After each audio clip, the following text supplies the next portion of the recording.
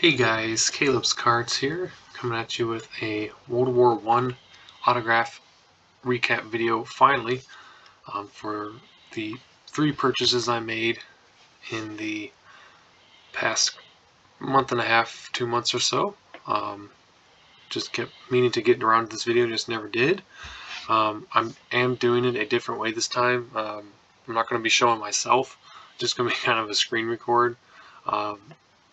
Because the room's kind of a mess. We're moving things around, trying to get rid of some stuff, so you guys don't want to see that. So I'm just going to do a screen record. I have pulled up most of the information for these guys and have not looked at any of it. It's going to be like last episode. It's going to be a complete surprise for both of us. I thought that was kind of fun last time, so we'll do that again. Just kind of learn about them literally with you, right as I am. So you won't see like the autographs live, but you'll see like where I got them off of eBay, like their photos still there. We'll start off with the first gentleman I picked up. This is a signed index card. This is from the eBay auction of Mr. Edward Peck Curtis. He is a World War I ace, and he actually has a Wikipedia page which we can go to, but this is the index card I purchased. It was pretty pricey. I'm not going to share the prices I paid for, but for a guy who looks to have had a pretty good military career, it was worth it. So this is going to be his Wikipedia page here. There's a picture of him, which I'll probably do a printout and put it in with his page when I put these autographs away. So Edward Peck, or Ted Curtis, was born in 1897, passed away in 1987, so he was about 90 years old. He was a World War I flying ace with 6 aerial victories, and between the World Wars he served as Vice President of Eastman Kodak's International Division. In World War II he served as the Chief of Staff in the U.S. Strategic Air Force in Europe, earning the rank of Major General, so he was a World War II veteran as well. He was also a special assistant to President Eisenhower for aviation facilities planning, and he earned the 1957 Robert J. Collier Trophy.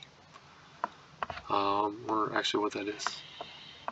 It's an annual aviation award administered by the U.S. National Aeronautic Association. So that's pretty cool. So he's born on January 14th, 1897 in Rochester, New York. Graduated, looks like, from St. George's School in Newport, Rhode Island. Went to Williams College. And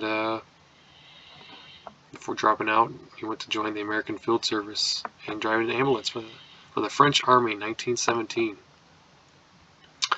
After the U.S. entered the war, Curtis served with the 95th Aero Squadron, becoming a flying ace by winning 6 aerial victories, so this probably would have been towards the end of the war. That's probably why he only had 1918. He shared his 4th victory with leading ace Eddie Rickenbacker, and he was awarded the Distinguished Service Cross for a lone scouting flight far into enemy airspace, and he flew a captured Fokker D-7, I think it is, to Paris, that now hangs in National Air and Space Museum. Wow, that's really cool. I wonder if it doesn't show a picture of it. Maybe. I was hoping it'd come up right there. There you go. That's not a Fokker D-8, I guess, so he captured that one and flew it back, and it's in the National Air and Space Museum. That'd be cool to go see. He earned the rank of Major and was the youngest in the Army to earn that rank. Looks like he served in the State Department in Russia. Became an employee at Eastman Kodak Company. What is that? I assume that has something to do with image technology. That's cool. He also received the French Legion of Honor and the Legion of Merit. So that's a high honor in France. And it looks like he died in March 1987 from pneumonia at age 90. So who knows if he would have caught pneumonia? Who knows how much longer he would have gone on living? Honestly.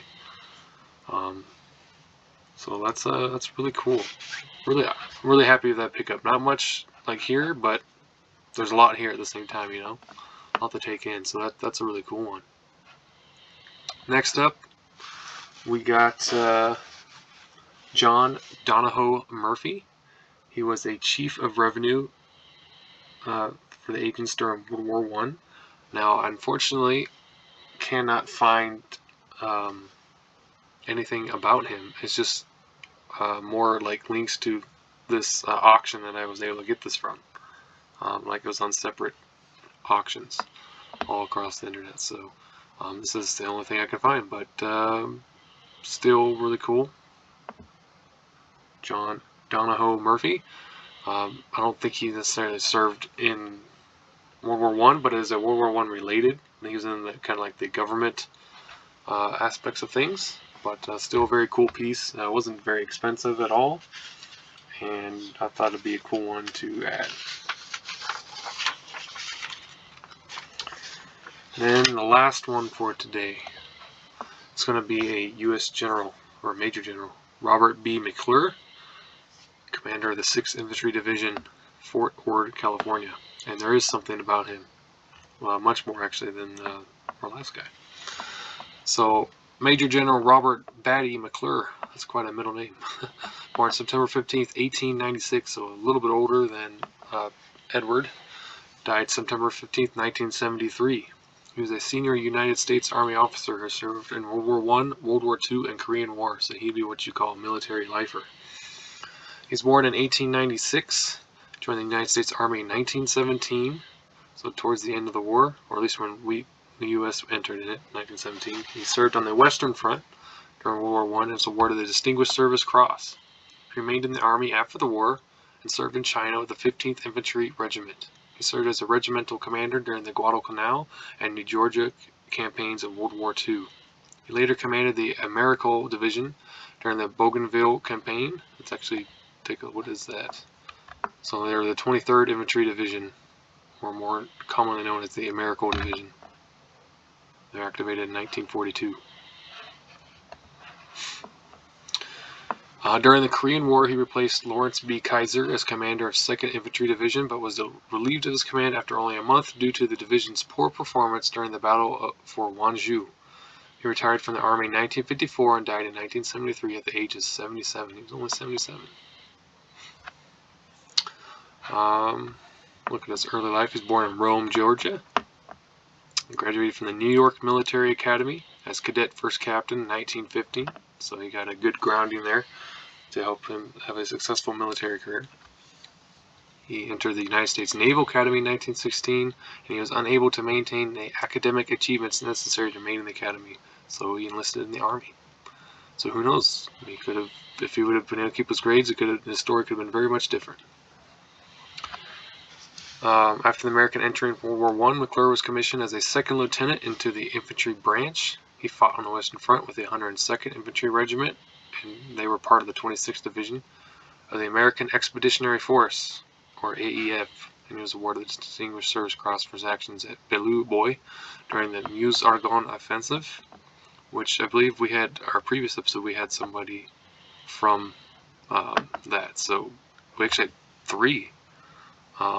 So maybe those guys crossed paths at some point, and he was wounded there, October 27th, 1918. We skip down here to World War II. Shortly after the Japanese attack on Pearl Harbor on December 7, 1941, on the subsequent German declaration of war on the United States, 4 days later, he made McClure, or Collins, this guy Collins, made McClure commander of one of the division's regiments in the 35th Infantry Regiment. McClure led the regiment during the Guadalcanal and New Georgia campaigns, as well as during the capture of Villa La Vela, having spent time as aide-de-camp to Collins. In 1943, he returned to the United States with a 2-star general officer rank of Major General, and put in command of his own division, the 84th Infantry Division. After 6 months preparing the division for combat in the European theater of operations, he returned to the Solomon Islands, so this is in the Pacific, as commander of the 23rd American Infantry Division, which was then participating in the Bougainville campaign. In November 1944, McClure returned to China to act as Chief of Staff to Albert Wedemeyer, his former comrade from the 15th Infantry Regiment. Wedemeyer had replaced General Joe Stilwell as commander of United States forces in China. Shortly after his arrival in China, McClure was sent to the field and made commander of Chinese Combat Command, remaining in this capacity until the end of the war. And he was twice awarded the Army Distinguished Service Medal during the war, so that's pretty cool.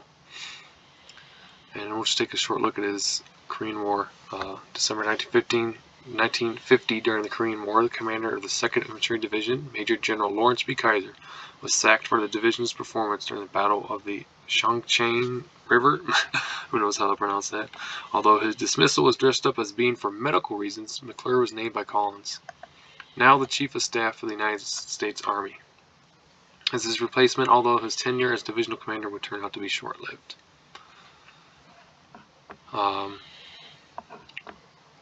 The division was previously part of the 9 Corps, and then he was redeployed to the X Corps. And he now came under the jurisdiction of Major General Edward Ullman. So, this guy had a pretty good career. He was awarded another Distinguished Service Cross, looks like 1956, during the Cold War, after his retirement.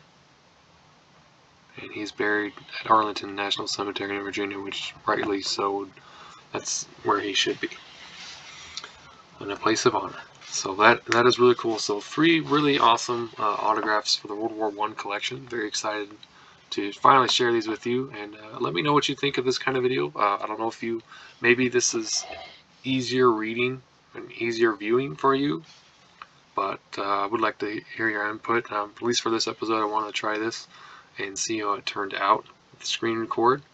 It's kind of fun doing those kind of videos. It allows for more to be done because I can actually figure out how to do that. So let me know what you guys think, and thank you for watching, and I hope you have a great start to your weekend and relaxing after Thanksgiving, Black Friday, and hopefully we'll have a nice finish out to November here. So talk to you guys all later. Bye.